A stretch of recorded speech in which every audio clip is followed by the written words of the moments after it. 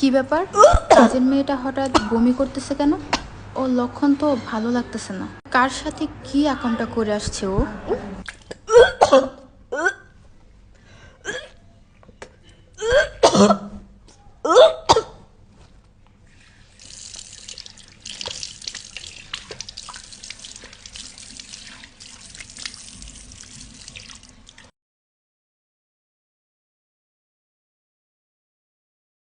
এই বাসায় তো আমি, আমার হাজব্যান্ড আর ও ছাড়া কেউ থাকে না।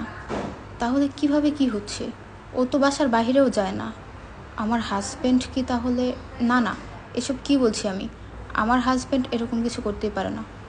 তারপরও আমাকে বিষয়টা দেখতে হবে।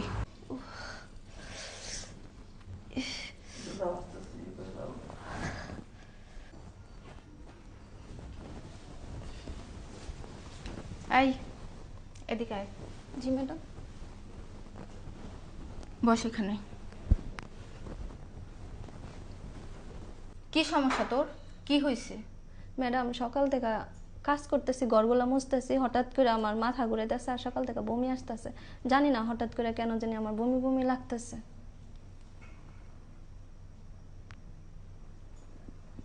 বুঝতে পারছি। এদিকে আয় তো, দেখি তোর হাতটা দে। হা কর তো।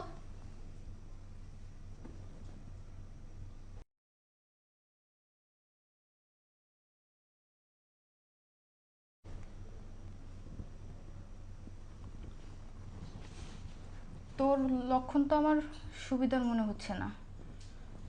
আচ্ছা, আমাকে একটা সত্যি কথা বলতো, তোর কি কারোর সাথে কোনো সম্পর্ক আছে? না ম্যাডাম, আমার কারোর সাথে সম্পর্ক নাই। ম্যাডাম আপনি তো ভালো করেই জানেন যে আমি দীর্ঘদিন ধরে আপনার বাসায় কাজ করতেছি। আমার হাতে একটা ফোনও নাই ম্যাডাম, তো আমার কার সাথে সম্পর্ক করব? ও তো ঠিকই বলতেছে, ও তো কোনো ফোনও চালায় না। আর আমার বাসায় অনেক দিন ধরে কাজ করতেছে, বাসার বাইরেও যায় না। তাহলে কিভাবে কি হলো? কিছুই তো বুঝতে পারতেছি না।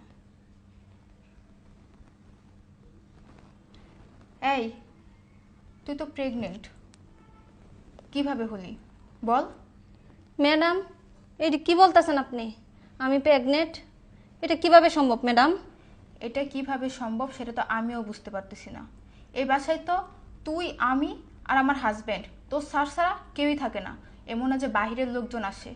কিভাবে হয়েছে বল আমাকে, কোথায় গিয়ে কি করে আসছিস? ম্যাডাম আমি তো কোথাও যাই নাই, কিন্তু